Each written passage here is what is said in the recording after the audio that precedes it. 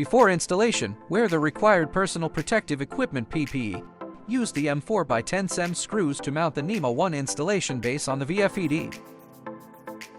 Loosen the screws on the terminals marked L1, L2, L3, and U, V, W in sequence. Ensure the terminal wire entry slots are open. Route the three-phase conductors of the input power cable through the plastic round opening of the NEMA 1 installation base and insert them into the wire entry slots of terminals L1, L2, and L3 in sequence.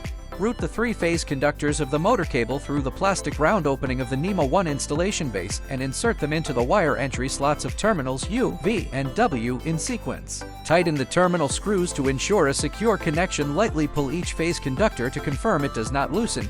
Use the M4x12 SEMS screw to connect the P conductor to the grounding terminal. Flexible cable and pin-terminated cable installation. Before installing the control cable, route it through the plastic oval opening of the NEMA 1 installation base. When installing the pin-terminated wires, insert the wires directly into the terminals. Flexible cable installation. Use the flat screwdriver to press down the spring clamp, then insert the wire into the terminal. After all wires are inserted into the terminals, close the cover. Fit the NEMA 1 protective cover.